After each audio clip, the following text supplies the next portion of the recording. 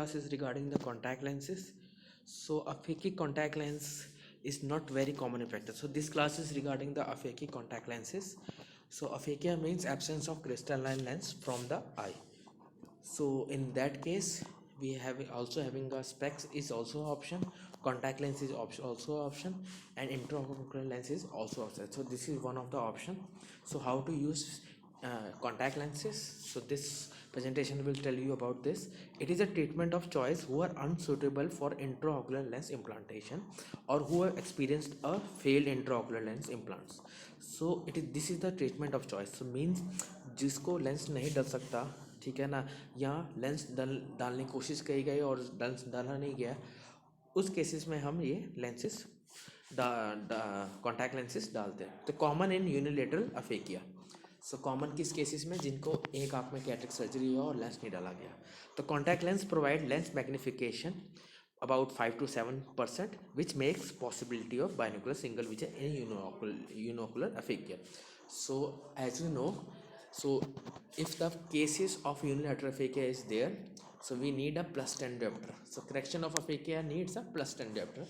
So suppose unilateral is there, suppose right eye having a cataract surgery and lens is not being implanted in this, and left eye is plain, left eye is fine. So in that case, right eye using the spectacles of plus 10 and left eye is plain, so this will cause a too much high anisometropia. So in that cases we recommend the contact lenses. So it will helps in provide the binocular single only where fellow eye has been used, because the contact lens will produce a very less image magnitude, about 5 to 7%. It can achieve only 140 seconds of arc distance. So 60 to wax post surgical to permit healing settling of power.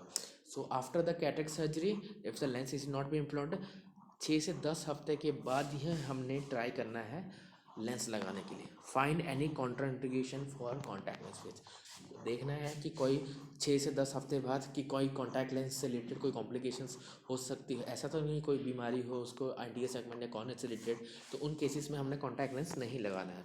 तो spectacled refraction करनी है जितना भी आपके retinoscopy में आ रहा है और जितना भी स्पेक्टिकल रिफ्रैक्शन में आ रहा है. मेजरमेंट ऑफ ऑकुलर डायमेंशन, हमने उसका ग्रेटोमेट्री करना है, पीपल साइज देखना है, शेप देखना है, position, eyelet integrity, contact lens over refraction और बाइनोकुलर सिंगल विजन देखना है, और लेंस की केयर कैसे होती है.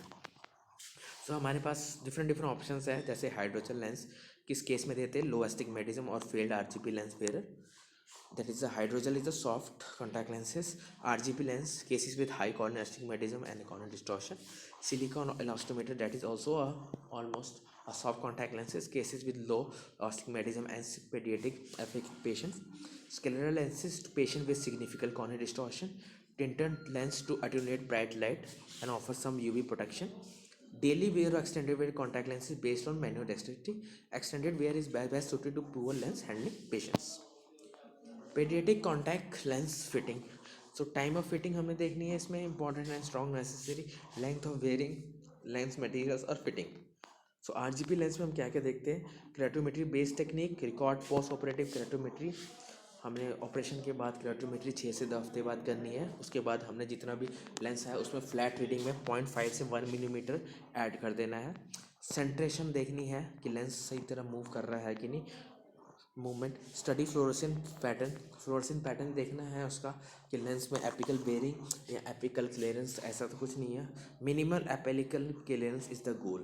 तो नॉर्मली एपेक्स का जो सेंट्रल वाले एरिया है उसमें फ्लोरोसेंट, ठीक है ना, मिनिमल होना चाहिए. तो रेटिनोस्कोपी और the lens should be go.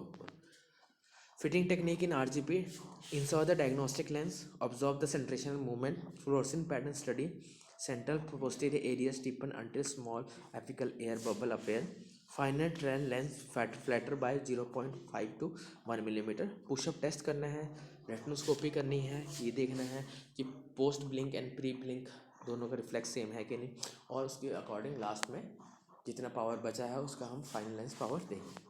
So fitting technique, soft lens, limit the feasibility of frequent lens handling. Paediatric soft lens parameters base का इसका मिलता है 7.5 to 7.8 के अराउंड. टोटल डायमीटर अर्थ होता है 13%, पावर अवेलेबिलिटी होती है +20 to 30 diopter। फिटिंग प्रोसीजर होता है same as adult contact lens fitting. Younger the child and higher the power, जितना चाइल्ड यंगर हो उतना पावर हाई मिलेगा तुम्हें। Steeper is the lens.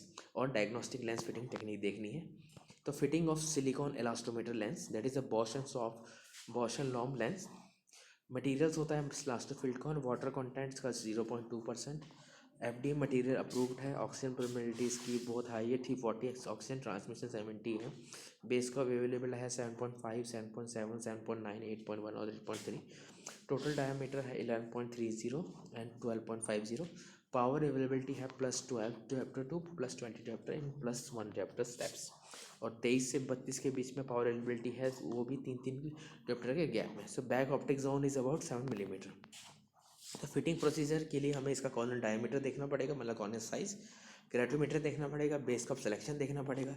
Should be 1 step flatter than the steepest lens edge पर edge starting base cup less than 1 year is equal to 7.5। अगर किसी का उम्र 1 साल से ज़्यादा है तो हम ये वाला लेंस 7.5 मिलीमीटर में बेस कप तक यूज़ कर सकते हैं। 1 से 2 साल के बीच में 7.7, मोर देन 2 है तो 7.9। So approximately power is equal to add +2 to +3 diopter more power in mean refractive error. So in this starting point should be +30 diopter for 6 months child. So this means अगर 6 महीने का बच्चा है और तो उसको 30 diopter का लेंस लगेगा तो उसमें तुम +2 और +3 तक ऐड कर सकते हो। तो मतलब टोटल पेशेंट का अगर मैक्सिमम देखा जाए तो 33 नंबर का लेंस डाला जाएगा, because in this case we are not prescribing the bifocals. तो पेशेंट को अपनी सिर्फ मदर को चेहरे को देखना है, patient wants see up to 66 centimeter only, तो that why we are just prescribing the +30 और +3 add is that will be 33। 27 में 1 साल में 3 डायोप्टर, ठीक है ना, इसमें 3 ऐड करोगे तो 30 हो जाएगा, +23 और 2 साल के बच्चे को 3 डायोप्टर तक। जब 3 साल में वो 6/6 के अराउंड दूर तक देखने लग जाए 21, तब तुम उस केस में you are prescribing the bifocals. So advantages of contact lens in aphakia. So image magnification is 7 to 8%, and this magnification is usually tolerated by the patient. Increase the visual field, ठीक है, contact lens visual field increase करता है both central and peripheral. In monocular cases diplopia is usually absent with retention binocularly, cosmetically well accepted. Disadvantages of contact lens in aphakia: foreign body sensation, cornea complications, lens polish. Spectacles may be required over the contact lens for reading purpose in case of age more than 3 years. High prescription lens is more likely to descended. Advantages of hydrogen lens: offer good initial comfort, less prone to displacement, offer good centration, stable position of the optics over the eye during the blinking and eye excursion, stabilized promptly after insertion.